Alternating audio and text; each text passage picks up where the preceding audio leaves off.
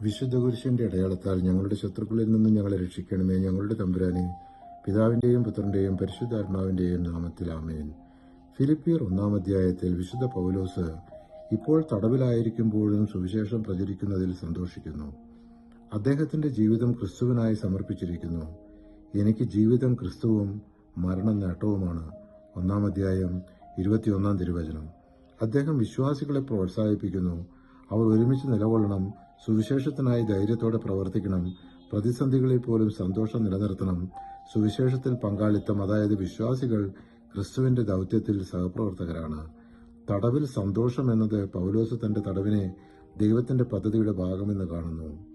ധൈര്യവും ഏകതയും, അതായത് വിശ്വാസികൾ ഭയമില്ലാതെ ഒരുമിച്ച് സുവിശേഷം സംരക്ഷിക്കണം.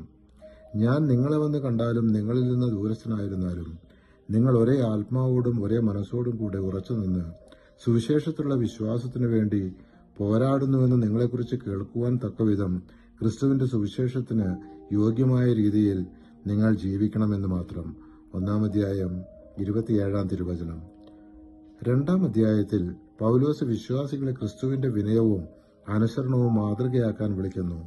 യേശുവിന്റെ ത്യാഗം ദൈവത്തിന്റെ മഹത്വത്തിലേക്ക് നയിച്ചു. അതുപോലെ വിശ്വാസികൾ വിനയത്തിലും സത്യത്തിലും ജീവിക്കുമ്പോൾ ലോകം അവരിലൂടെ പ്രകാശിക്കും. ക്രിസ്തുവിന്റെ മനോഭാവം സ്വീകരിക്കുക എന്നതാണ് പ്രധാന സന്ദേശം. സ്വാർത്ഥതയില്ലാത്ത, മറ്റുള്ളവരെ മുൻഗണന നൽകുന്ന മനസ്സ്.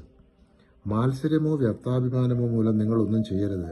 മറിച്ച് ഓരോരുത്തരും താഴ്മയോടെ മറ്റുള്ളവരെ തങ്ങളെക്കാൾ ശ്രേഷ്ഠരായി കരുതണം. 2-ാം അധ്യായം 3-ാം തിരുവചനം. പൗലോസ് യേശുവിന്റെ വിനയത്തിന്റെ മഹത്വം വിവരിക്കുന്നു. ദൈവസ്വരൂപനായിരുന്നിട്ടും യേശു മനുഷ്യനായി ജനിച്ചു. ക്രൂശിൽ മരണം വരെ അനുസരണയോടെ നിന്നു. അതിനാൽ ദൈവം അവനെ ഉയർത്തി എല്ലാ നാമങ്ങൾക്കും ഉപരി നാമം നൽകി. അദ്ദേഹം വിശ്വാസികളെ ജീവന്റെ വചനം പിടിച്ചു നിൽക്കുന്ന നക്ഷത്രങ്ങളെ പോലെ ലോകത്തിൽ പ്രകാശിക്കുക എന്ന് പ്രോത്സാഹിപ്പിക്കുന്നു. പരിശുദ്ധാത്മാവെ, തിരുവചനത്തിന്റെ അനന്തശക്തിയാൽ ആത്മാവിന്റെ ബലങ്ങളും ദാനങ്ങളും നൽകി തീക്ഷ്ണതയാൽ ഞങ്ങളെ ജ്വലിപ്പിക്കണമേ. ആമേൻ.